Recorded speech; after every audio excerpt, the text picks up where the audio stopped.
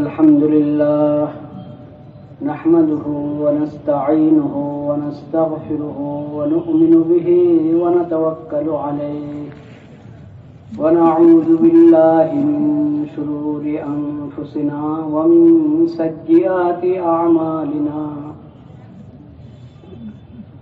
من يهده الله فلا مضل له ومن يضلل فلا هادي له وأشهد أن لا إله إلا الله وحده لا شريك له وأشهد أن محمدا عبده ورسوله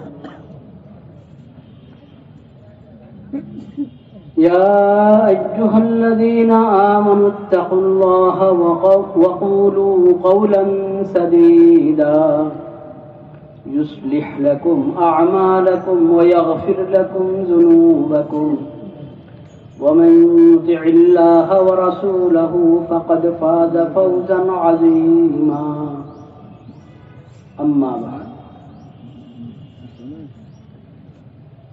আমি আল্লাহ রাব্বুল আলামিনের শুকর আদায় করছি আল্লাহ তাআলা আমাকে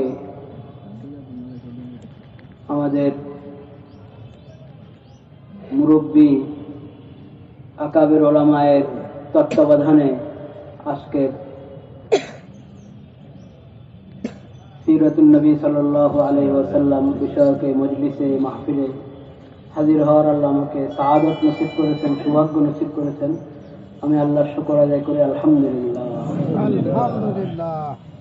اللهم ما أصبح بي من نعمة أو بأحد من خلقك فمنك وحدك لا شريك لك فلك الحمد ولك الشكر اللهم أنت ربي لا إله إلا أنت خلقتني وأنا عبدك وأنا على عهدك ووعدك ما استطعت أعوذ بك من شر ما صنعت أبوء لك بنعمتك علي وأبوء لك بذنبي فاغفر لي فإنه لا يغفر الذنوب إلا أنت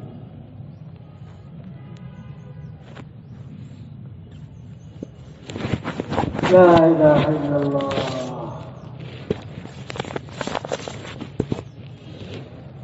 এই মজলিসে হাজির হওয়াটা তো আমার জন্য সৌভাগ্য, কিন্তু এখানে কথা বলা আমার জন্য অনেক বড় চাপের বিষয়। এক তো মজলিসের বিষয়বস্তু হলো অনেক আদিম ও শান,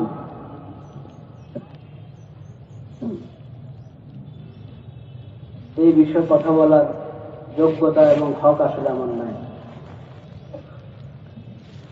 দ্বিতীয় হলো যে মুরব্বী এবং আকাবের তত্ত্বাবধানে এই মজলিস হচ্ছে, আমাদের সারাতাজ ওলামায়ে কেরাম ৭২ মুমিন সিংহের মুরব্বীরা এখানে আছেন, তাদের উপস্থিতিতে কথা বলা।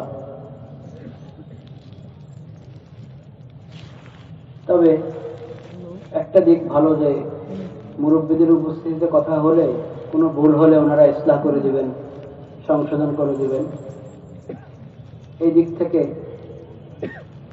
বিষয়টা একটু সহজ। আল্লাহ রাব্বুল আলামিন আমাকে সহি বলার তৌফিক নসিব করে। আমিন। অতি সংক্ষেপে দু একটা কথা আরজ করার চেষ্টা করা হবে। ওমা তৌফিকি ইল্লা বিল্লাহ আলাইহি তাওয়াক্কালতু ওয়া ইলাইহি উনীব।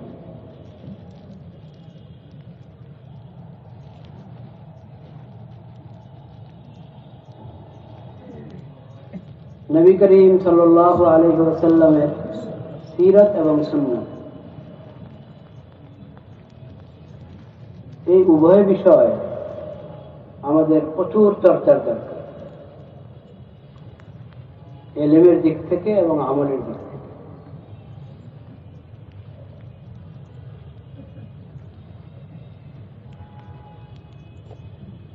কেন জরুরি? অনেক কারণে জরুরি।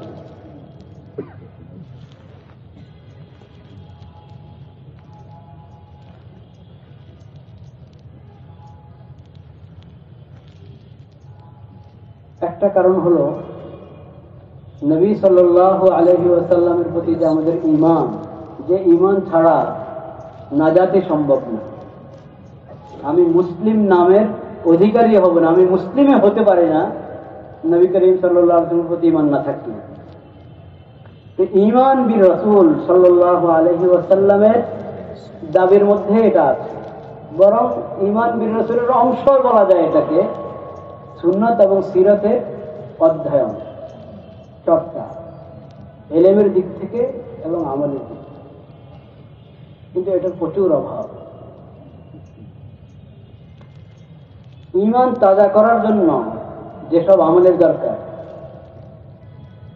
ঈমান তাজা করার জন্য, ঈমানকে তাজা রাখার জন্য, ঈমানের নবায়নের জন্য যেসব সমস্ত আমলের দরকার, কাজের দরকার, ওগুলোর মধ্যে গুরুত্বপূর্ণ একটা কাজ হলো সিরাত পাঠ। সিরাত পাঠ, সিরাতের কিতাব পাঠ করা।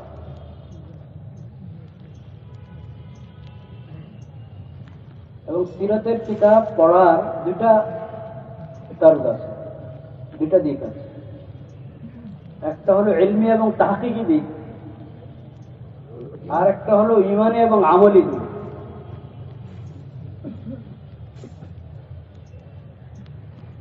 ইলমি এবং তাহকিকি দিক থেকে যদি আপনি পড়েন তো সিরাতের কিতাবের বিশাল জখিরা। যেহেতু দেখা যাচ্ছে মজলিসে অনেক তালেব ইলম ভাই আছেন, সেজন্য আমি কথাটা বলছি।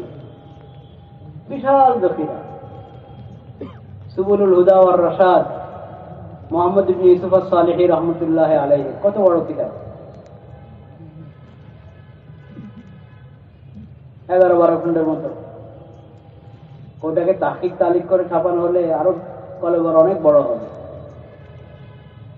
940-42 দিকে ইন্তেকাল মুহাম্মদ ইবনে ইউসুফ আস-সালিহি আশ-শামি। সুবুলুল হুদা ওয়ার রাশাদ ফি সিরাত খায়রুল ইবাদ সাল্লাল্লাহু আলাইহি ওয়াসাল্লাম। আল্লামা জুরকানি রাহমাতুল্লাহি আলাইহি শরহুল মাওয়াহিবিল লাদুন্নিয়া, ওটাও এরকম 12-13 খন্ডের ভলিউম, 12-13 খন্ডের কিতাব।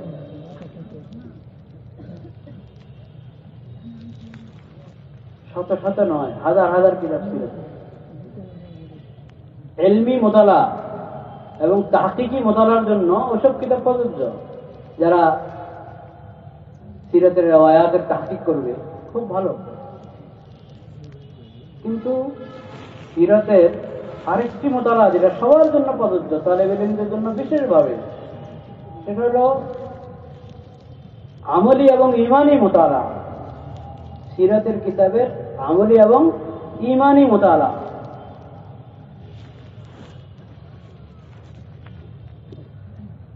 এটার জন্য সব কিতাব ইন্তেখাব করতে হয়, নির্বাচন করতে হয়, যে কিতাবগুলোর মধ্যে রিওয়ায়াতের তাসহিহ তাযীব, জারহ তা'দীল এবং শুধু জামে রিওয়ায়াতের কাজ করা হয়েছে, ওসব কিতাব না। এখানে হলো যেসব কিতাবের মধ্যে মুনতাখাব রিওয়ায়াতের মাধ্যমে মুখতাসার আন্দাজে, সহজ উসলুবে সিরাতের উপস্থাপন করা হয়েছে, ওই সমস্ত কিতাব সিরাতের আমলি এবং ঈমানি মুতালার জন্য প্রযোজ্য। যেমন সাইয়্যিদ আবুল হাসান আলী নদভী রাহমাতুল্লাহ আলাইহির কিতাব সিরাত রাসূল আকরাম সাল্লাল্লাহু আলাইহি ওয়াসাল্লাম, নবী রহমত সাল্লাল্লাহু আলাইহি ওয়াসাল্লাম, এবং কাসাসুন নবীনের 5ম খণ্ড, যেটা উনি সিরাতের জন্য লিখেছেন, সিরাত খাতামুন নবিয়্যিন সাল্লাল্লাহু আলাইহি ওয়াসাল্লামের অনুমানে লিখেছেন। সালেহ আহমদ শামী হাফিজাহুল্লাহ তাআলা ওয়া রাআহু, ওনার কিতাব আছে মিন মাইনিস সিরাতিন নববিয়্যা, মিন মাইনিশ শামাইল এবং মিন মাইনিল খাসাইল। এই ধরনের মুনতাখাব রিওয়ায়াতের উসলুবে সহজ সরল ভাবে ফিকহুস সিরাকে যুক্ত করে ইন্তেখাবে রিওয়ায়াতের সাথে ফিকহুস সিরার ইহতিমাম করা হয়েছে, তাও মুতাদিল আন্দাজে। ফিকহুস সিরার কোনও আবার অনেক ইফরাত তফরিদওয়ালা কিতাব আছে, রাসায়েল আছে, যেগুলো ইফরাত তফরিদ থেকে যথাসম্ভব দূরে থেকেছে এবং ইন্তেখাবে রিওয়ায়াতের ইহতিমাম করেছে। আর আর্জটা হলো উসলুব এবং তারগিবি উসলুব, ওই আরশটার মধ্যে একটা তারগীব আছে। কিসের? আল ইক্তিদা বিসিরাতিন নববিয়্যা এর তারগীব। উসলুব সহজ, উসলুব তারগীবী। রিওয়ায়াতের মধ্যে ইন্তিখাব আছে, ফিকহ সিরার দিকে ইফরাদ এবং তাফরিদ থেকে মুক্ত থেকে তাওয়াজ্জু দেওয়া হয়েছে। এই ধরনের রাসায়েল নিজের আসাদায়ে আমার কাছ থেকে জেনে তালেবে ইলমদের মুতালা করা দরকার, বারবার মুতালা করা দরকার। সেটাই হবে সিরাতের কিতাবের সিরাতের আমলি এবং ইমানি মুতালা, যেটা ইমান তাজা করার জন্য, দিলের মধ্যে ইমানের হারকত এবং নাশাত পয়দা হওয়ার জন্য খুব জরুরি। এবং লাকাদ কানা লাকুম ফি রাসূলিল্লাহি উসওয়াতুন হাসানাহ, লাকাদ কানা লাকুম ফি রাসূলিল্লাহি উসওয়াতুন হাসানাতুন লিমান কানা ইয়ারজুল্লাহা ওয়াল ইয়াউমাল আখির ওয়া যাকারাল্লাহা কাসীরা। সেই উসওয়ায়ে হাসানা গ্রহণ করার জন্য এটা খুব দরকার। আল্লাহ তাআলা আমাদেরকে তৌফিক দিন। তো যে কথাটা বলছিলাম, সিরাত ইলমি এবং আমলি চর্চা সিরাতে খুব দরকার, ইমানের স্বার্থে দরকার, ইমানের স্বার্থে দরকার। কিন্তু এটার চর্চা আমাদের মধ্যে কম।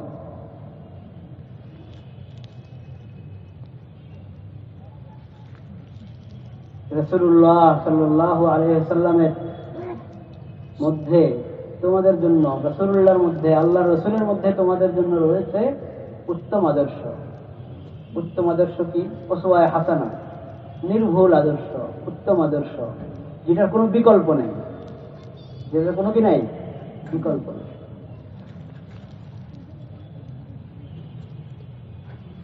ফি রাসূলিল্লাহ। তালেবে ইলম বেরা তো খুব বুঝার কথা, বুঝতে পারছেন। ফি রাসূলিল্লাহ বলা হয়েছে, রাসূলুল্লাহর মাঝে তোমাদের জন্য রয়েছে। রাসূলুল্লাহর কিসের মাঝে? রাসূলুল্লাহর ইবাদতের মাঝে তোমাদের জন্য উত্তম আদর্শ, এভাবে বলা হয়নি। রাসূলুল্লাহর ইবাদত বন্দেগীর মধ্যে তোমাদের জন্য উত্তম আদর্শ, রাসূলুল্লাহর জুহুদ এবং তাকওয়ার মধ্যে তোমাদের জন্য উত্তম আদর্শ না। শুধু একদিক কথা বলেনি, ফি রাসূলিল্লাহ, রাসূলুল্লাহর মাঝে, অর্থাৎ রাসূলুল্লাহর সবকিছুর মধ্যে, রাসূলুল্লাহর সবকিছুর মধ্যে তোমাদের জন্য রয়েছে উত্তম আদর্শ। তুমি তোমার জীবনের যেই অঙ্গন নিয়ে, যে দিক নিয়ে তোমার নমুনা দরকার, সেই নমুনা রাসূলুল্লাহ সাল্লাল্লাহু আলাইহি ওয়াসাল্লামের মাঝে খুঁজে পাবে। ওখান থেকে তুমি আদর্শ গ্রহণ করো। ফি রাসূলিল্লাহ, ফি কুল্লি শানিন মিন শুউনি রাসূলিল্লাহ সাল্লাল্লাহু আলাইহি ওয়াসাল্লাম মিম্মা তাহতাজু ইলাইহি আইয়ুহাল আবদুল মুসলিম লাকা উসওয়াতুন হাসানাতুন। জীবনের যতগুলো দিক হতে পারে, যতগুলো অঙ্গন রয়েছে, যত সিনফের মানুষ, যত শ্রেণীর মানুষ, কারণ রাসূলুল্লাহ সাল্লাল্লাহু আলাইহি ওয়াসাল্লাম সর্বশেষ নবী, কিয়ামত পর্যন্তের জন্য নবী।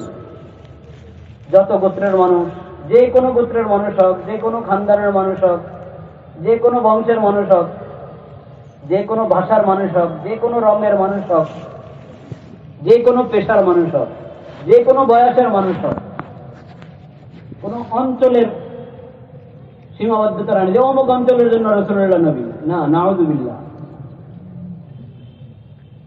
রাসূলুল্লাহ সাল্লাল্লাহু আলাইহি ওয়াসাল্লাম আল্লাহর সকল মাখলুকের জন্য, মানে এটা শুধু পৃথিবী, পুরো সারা পৃথিবীর জন্য নবী যদি বলা হয়, বলো মঙ্গল গ্রহে যদি একসময় এসে যায়, পৃথিবীর মতো ওখানে বসবাস শুরু হয়ে গেছে, সেখানে নবী কে হবেন? কে? হযরত মুহাম্মদ মুস্তাফা সাল্লাল্লাহু আলাইহি ওয়াসাল্লাম।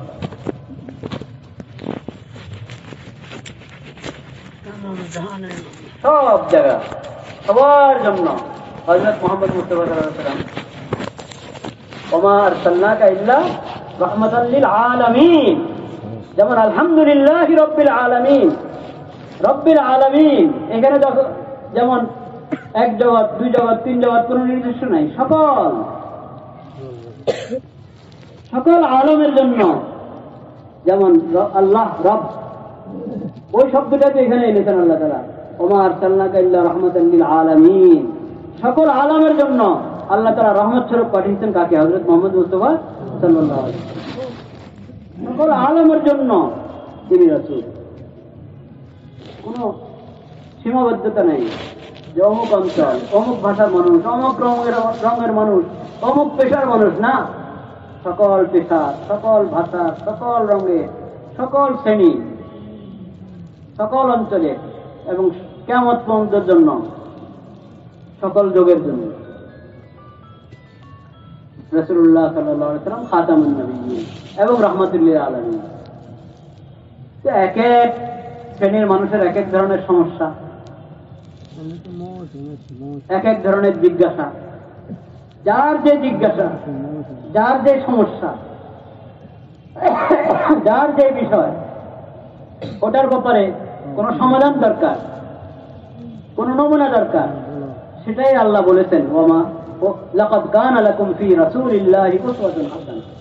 রাসূলুল্লাহর মধ্যে, এই জন্য এখানে বলে না রাসূলুল্লাহর ইবাদতের মধ্যে, না। কেন ইবাদতের কথা বলবে? রাসূলুল্লাহর আকীদা, রাসূলুল্লাহর ইবাদত, রাসূলুল্লাহর লেনদেন, রাসূলুল্লাহর আচার ব্যবহার, মানব জীবনের যতগুলো দিক হতে পারে, যতগুলো অঙ্গন রয়েছে, যেখানেই তোমার কোনো ইলমের দরকার, তোমার সমাধানের দরকার, কোনো নমুনার দরকার, রাসূলুল্লাহর সিরাতে যাও, রাসূলুল্লাহর সিরাতের মধ্যে একটা সমাধান পাবে। সেটাই তোমাদের জন্য একমাত্র আদর্শ, যেটা কোনো বিকল্প নেই। ওর থেকে দূরে সরবা, তাহলে তুমি বেদাতের দিকে চলে যাবে। ওর থেকে দূরে সরবা, তাহলে তুমি সুন্নাতুল জাহেলিয়ার দিকে চলে যাবে, জাহেলিয়াতের রীতিনীতির দিকে চলে যাবে। সেটাও সুন্নাতুল জাহেলিয়াও জাহান্নাম, বেদাতও জাহান্নাম। কুল্লু বেদাতিন দালালা ওয়া কুল্লু দালালাতিন, অন্য রাওয়ায়াতে আছে ওয়া কুল্লু দালালাতিন ফিন্নার।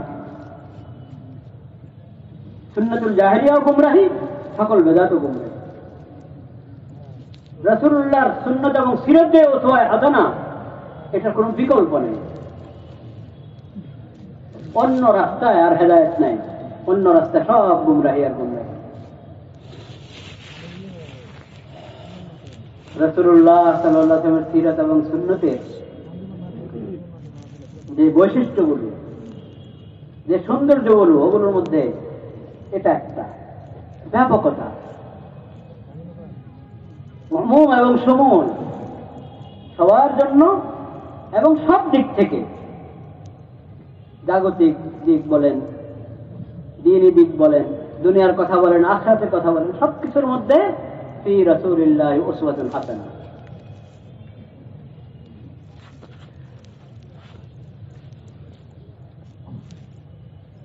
এখন আমরা খণ্ডিত, হয়তো আকীদার মধ্যে, আকীদার হিসাবে এটা মানে যে রাসূলুল্লাহর সুন্নাহকে, তার সিরাতকে জীবনের সব অঙ্গনেই এটার মধ্যে হেদায়েত গ্রহণ করতে হবে। আকীদার দিক থেকে হয়তো আল্লাহর রহমতে আকীদা হয়তো ঠিক আছে ইনশাআল্লাহ, কিন্তু আমলের দিক থেকে আমরা এই ওসওয়ায়ে হাসানাকে, এই উত্তম আদর্শকে খণ্ডিতভাবে গ্রহণ করি, খণ্ডিতভাবে গ্রহণ করি। এমন অনেক দিক আছে, ওই দিকে ওই ওই এমন অনেক অঙ্গন আছে, এমন অনেক বিষয় আছে যে এই বিষয়ে রাসূলুল্লাহর সিরাতের মধ্যে হেদায়েত আছে আমাদের জন্য, আমাদের খবরে নেই, খবরে নেই। যেমন ধরেন জাগতিক জ্ঞান বিজ্ঞানের জন্য এই যে স্কুল, কলেজ, ভার্সিটি আছে না, জাগতিক জ্ঞান বিজ্ঞান তারা চর্চা করে নাকি? ওদের অনেকের হয়তো এটা চিন্তাও আসে না যে আমাদের জন্য রাসূলুল্লাহর জীবনীতে কি আছে, আদর্শ। ভাববে যে মাদ্রাসা, মসজিদ, ওটা তো দিনের কাজের জন্য, মক্তব, মাদ্রাসা, হাফিজখানা, এগুলো হলো দিনের কাজের জন্য। ওরা রাসূলুল্লাহর সিরাতের মধ্যে নমুনা খুঁজে পাবে নিজেদের জন্য, হ্যাঁ। কিন্তু স্কুল, কলেজ, ভার্সিটি এগুলো তো সব দুনিয়া, এদের জন্য তো ওখানে কোনো কিছু খুঁজে পাওয়া যায় না। বলেন নাউযুবিল্লাহ। কেন পাওয়া যাবে না?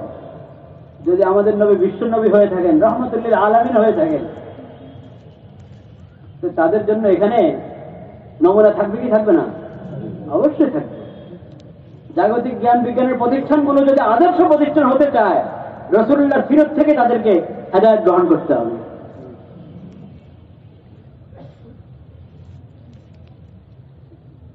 আমি বলি না আপনি আপনার ছেলেকে স্কুলে ভর্তি করান, আপনি মাদ্রাসায় ভর্তি করান, কিন্তু যদি আপনি করাচ্ছেন স্কুলে কেন কোন নিয়তে ভর্তি করাবেন আর সে কোন নিয়তে ভর্তি হবে, এটা রাসূলুল্লাহ থেকে নেবেন। রাসূলুল্লাহর সিরাতে এটার সমাধান পাবেন আপনি।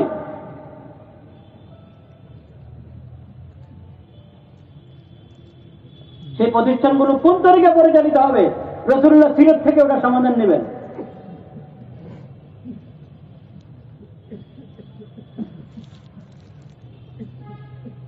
একজন মানুষ তার জাগতিক কোন বিষয় রাসূলুল্লাহ সাল্লাল্লাহু আলাইহি ওয়াসাল্লামের সুন্নাত এবং সিরাতে সে হেদায়েত পাবে না, এটা হতেই পারে না।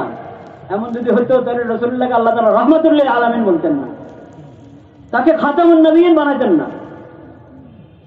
কিন্তু আমরা জানি না আমাদের জন্য এখানে হেদায়েত আছে, নমুনা আছে, খবরে নেই।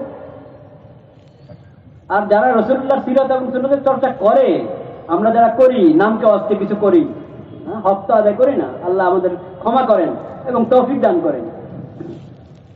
কত কিছু আছে আমরাও চিন্তা করি না।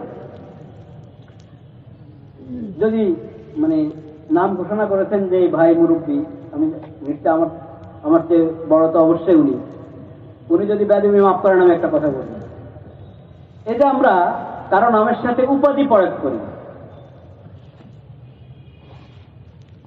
কারো নাম ঘোষণা করার সময়, কাউকে আহলান সাহলান বলার সময় বিভিন্ন কথা যে বলি, এখানে কিভাবে বলতে হবে এটা একটা বিষয়।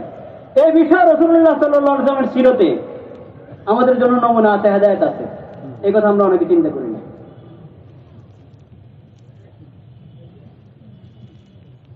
সেজন্য দেখা যায় সিরাতের জলসার মধ্যে নাম ঘোষণা হচ্ছে, সেখানে কিন্তু সিরাতের আদর্শ পালিত হচ্ছে না।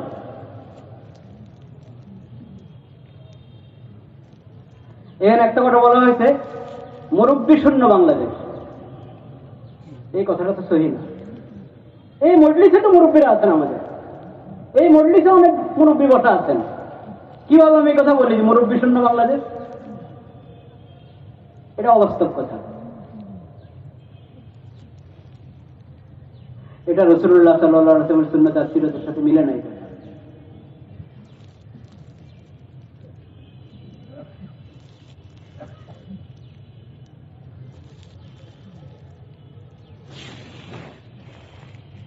রাসূলুল্লাহ সাল্লাল্লাহু আলাইহি ওয়াসাল্লাম তো বলেছেন, লা তুতরুনি। রাসূলুল্লাহ নিজের ব্যাপারে বলেছেন, আমার ব্যাপারে তোমরা বাড়াবাড়ি করো না। আমার ব্যাপারে কোনো মন্তব্য করতে, আমার কোনো প্রশংসা করতে গিয়ে তোমরা বাড়াবাড়ি করো না। রাসূলুল্লাহ নিজের ব্যাপারে বলেছেন, লা তুতরুনি।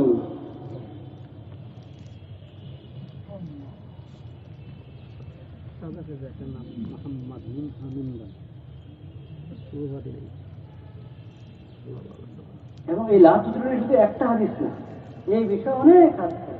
একজন এসে বলেছিল, কামা শা আল্লাহ ওয়া শি'তা, যেমন আল্লাহ চান যেমন আপনি চান।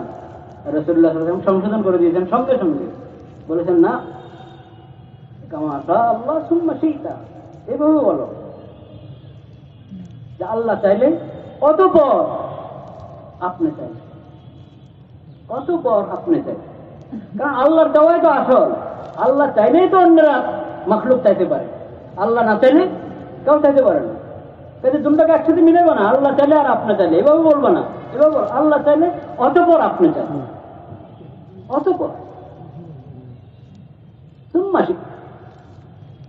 রাসূল করিম সাল্লাল্লাহু আলাইহি ওয়াসাল্লাম তো বলার আদব শিখিয়েছেন। করম বলো না, আঙ্গুরকে করম বলো না। করম তো এটা মুমিনের জন্য প্রযোজ্য।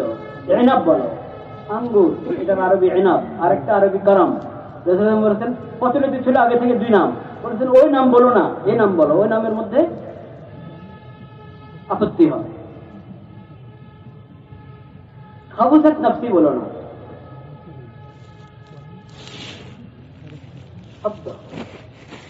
শব্দ প্রয়োগের পদ্ধতি শিখিয়েছেন রাসূল।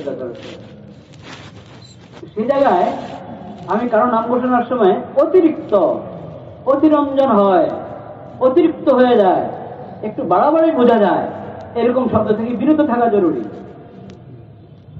আর একবারে যদি অমূলক কথা বলে ফেলি, যেমন ওই কথাটা এসেছে, তখন তো আরো অপস্থিত। এই ধরনের ছোট ছোট জিনিস যেগুলোকে আমরা সিরত এবং সুন্নতের আলোকে বিচার করতে হবে, এটা চিন্তা করি না। এরকম ছোট ছোট জিনিসের ব্যাপারেও আমরা যদি সিরত ঠিক মতো পড়ি, দেখবো যে ওখানে আমাদের জন্য কি আছে, নমুনা আছে, আদর্শ আছে, হেদায়েত আছে। আল্লাহ তাআলা আমাদের সবাইকে তৌফিক নসিব করেন, ব্যাপকভাবে চর্চা করার তৌফিক নসিব করেন। শর্ত শর্ত ভাই, খুব বড় শর্ত, সেটা হলো আপনি কি পড়বেন আলেমকে জিজ্ঞেস করেন, আপনার এলাকার মুরব্বীকে জিজ্ঞেস করেন কি পড়বেন। এই বিষয়ে অনেক বই আছে, আপনি তো আর আরবিটা পড়বেন না, বাংলা পড়বেন, ইংরেজি পড়বেন, কোনটা পড়বেন জিজ্ঞেস করে নেন। এক। 2 নম্বর, পড়ার পর নিজে নিজে গবেষণা শুরু করবেন না। পড়েন, উপকৃত হন, কিন্তু গবেষণা করা, ওটার ভিত্তিতে কোনো ফয়সালা করা, এই যে সিরত আমি পড়লাম, এতে তো বোঝা যায় আমাদের হুজুররা যে অমুক অমুক কাজ করে, এটা তো সিরত পরিপন্থী, শুরু হয়ে গেছে গবেষণা। হ্যাঁ, সিরত অধ্যয়ন করা সবার কাজ, সিরতের কিতাব পড়ে গবেষণা করা সবার কাজ না। ওটার জন্য মুরব্বীদেরকে ছেড়ে দেন। আপনি সিরত পড়ার পর যা বুঝলেন ওটা ঝালাই করেন, যাচাই করেন আছে আলেমদের কাছে, সহি বুঝলেন কিনা। আর যখন এই ধরনের কোনো কিছু উদ্রেক হয়, আপনার মনে আসে যে আমাদের সমাজের অমুক কাজটাতে সিরতপন্থী বানানো হচ্ছে, বিশেষ করে সমাজ বলতে যদি যারা ওলামা সোলাহা আল্লাহওয়ালা, তাদের মাঝে প্রচলিত একটা কাজ আপনার কাছে মনে হচ্ছে এটা সিরত পরিপন্থী, হলেও হতে পারবে, বেকারের কারণে কারো কারো এরকম হয়, হতে পারে, কিন্তু আপনি নিজে ফয়সালা করেন না, আপনার বুঝতে ঠিক কিনা এটা আসেন যাচাই করতে। মাওলানা সাদ সাহেবের মতো ব্যক্তি, উনি তো দাবি করেন যে কাজকে সিরতের উপরে উঠাচ্ছেন, দাওয়াতের কাজকে সিরতের উপরে উঠাচ্ছেন উনি, সেই জন্য নাকি যত দ্বন্দ্ব। ওনার ভক্তরা মুরিদরা এখানে এই কথা বলতে থাকে যে সাদ সাহেবের বিরোধিতা সবাই এই জন্য করে যে সাদ সাহেব দাওয়াতের কাজকে সিরতের উপরে উঠে যাচ্ছেন, এই জন্য সমস্যা। এটাই যদি বিষয় হয়তো তাহলে কোনো সমস্যা হতো না। সবাই তো এটা চায়, যে আমাদের জিন্দেগি সিরত মোতাবেক হয়ে যাবে, নাকি চায় না? ওলামায়ে কেরাম ওটা চান কি চান না, যে আমাদের সকল কাজ সিরত মোতাবেক হোক, চান? সাদ সাহেব যদি এটাই করেন তাহলে তো দ্বন্দ্ব হবে না। আসলে হলো সিরতের নামে গলত গবেষণা হচ্ছে, সিরতের অধ্যয়ন অসম্পূর্ণ এবং স্থূল, সিরতের স্থূল অধ্যয়ন, সহি মুতালা, স্থূল অধ্যয়ন, সিরতের নাকিস মুতালা, সিরতের অসম্পূর্ণ অধ্যয়ন। এই কারণে সিরত থেকে এমন কথা বের করে সিরতের সাথে যেগুলোর কোনো সম্পর্ক নেই।